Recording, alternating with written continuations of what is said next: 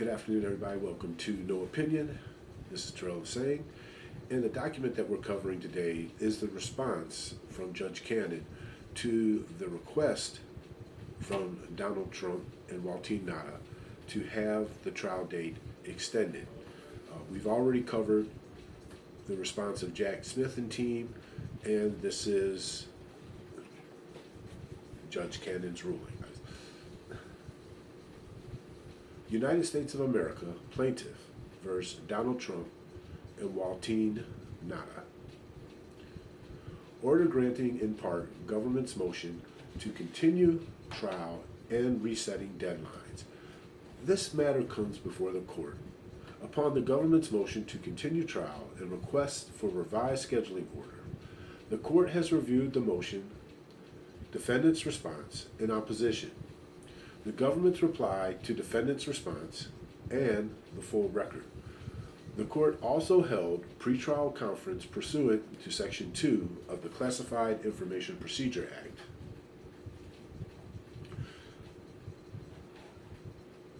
Following review, it is ordered and adjudged as follows.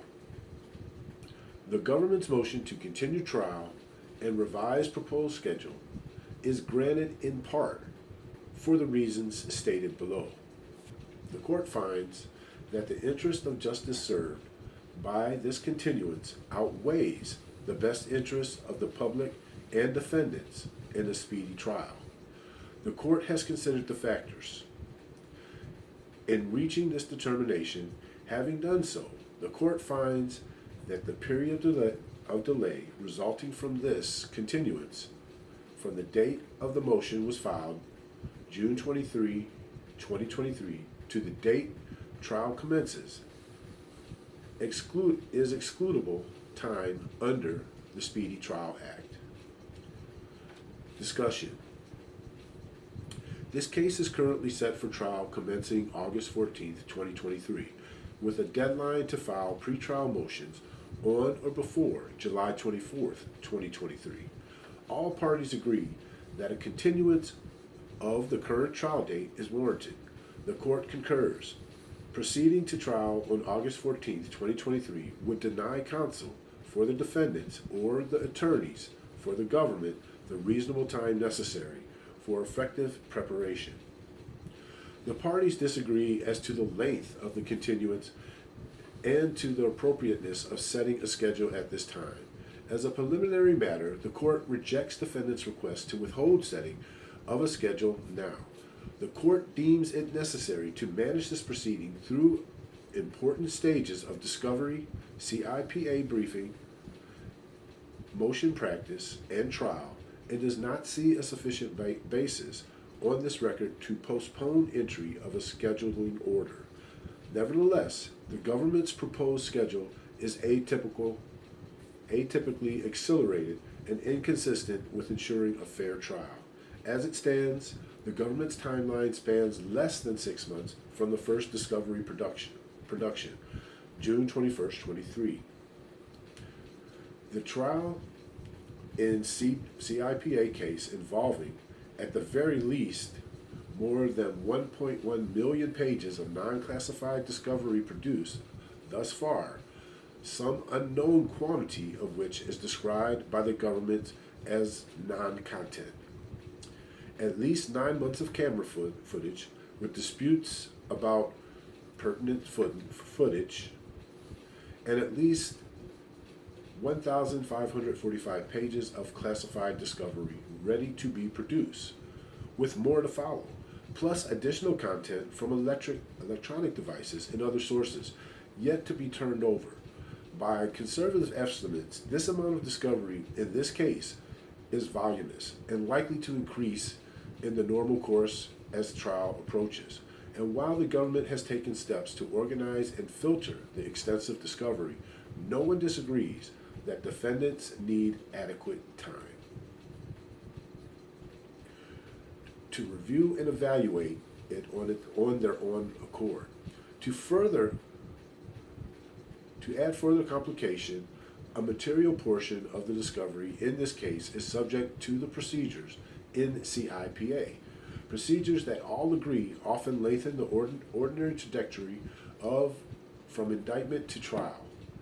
This is no less the case here, where the matter involves a substantial quantity of classified discovery that has yet to be produced, pending court resolution of the forthcoming and so far contested protective order under Section 3 of CIPA.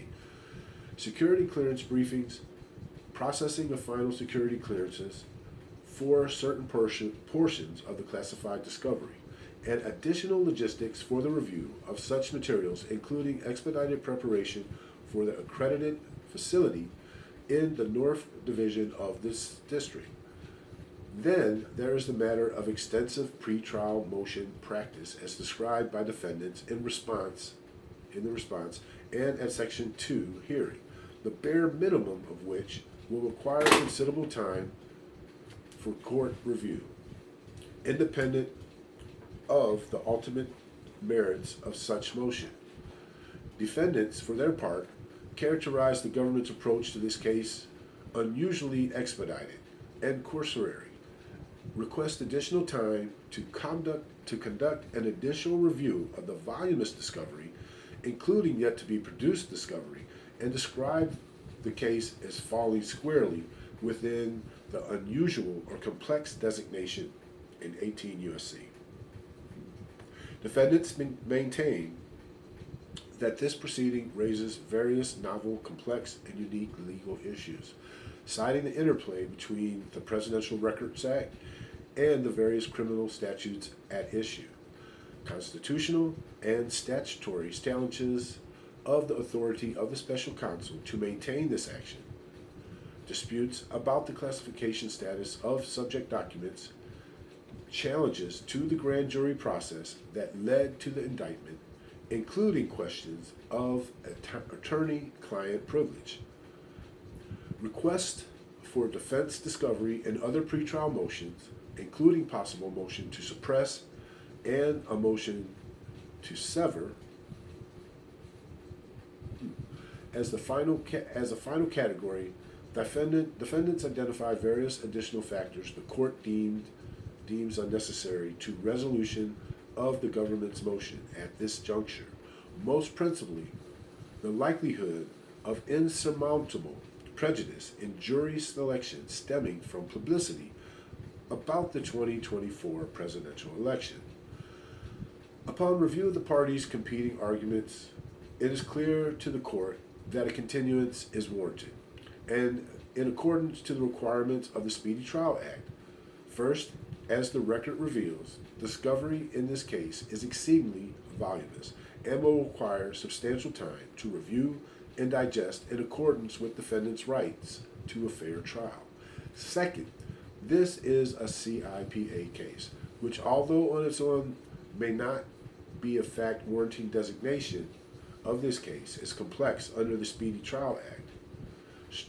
Strongly counsels in the direction here, given the substantial quantities of classified discovery anticipated CIPA briefing and the need for defendants and the court to adequately review the classified discovery under appropriate safeguards and following resolution of pending logistics. Third, even accepting the government's contested submission that nothing in this case presents a novel question of fact or law, the fact remains that the court will be faced with extensive pretrial motion practice on a diverse number of legal and factual issues, all in connection with a 38-count indictment. These factors are sufficient to designate this case complex under 18 U.S.C. And the court is unaware of any searchable case in which the court has refused a complex designation under comparable circumstances. For all these reasons, taking due account of the public's interest in a speedy trial and the rights of the party, the court hereby sets the following pretrial schedule. Calendar call in this matter will be held on Tuesday, May 14th, 2024, 1:45 p.m. in the Fort Pierce Division. The case is set for jury trial in the Fort Pierce Division during the 2-week trial period commencing May 20th, 2024. The parties shall adhere to the following pretrial and trial deadlines and are reminded to comply with local rules and respects and the instructions of the court's orders settings trial, except as superseded by this order. I'm going to have the screen up here so you can see what the schedule is that Judge Cannon set. And again, this is no opinion. I have no opinion of this. These are just the information that is available. And this is her ruling. And if you want to see or hear the arguments, we have recorded the other arguments. I ask that if you do have an opinion, please put your opinion in the comments. I don't have an opinion. I'm just reading these because I find them very interesting and I want to know what's being discussed, not hearing people discuss what they won't let me read. I guess they determined that it's easier to talk about what they think it means as opposed to just reading the document. Anyway, please like and subscribe. I'm going to continue to try to improve my delivery and improve how this is being done. And I'm welcome to any and all feedback. And once again, thank you for listening. Have a great evening. Have a great weekend. This is no opinion.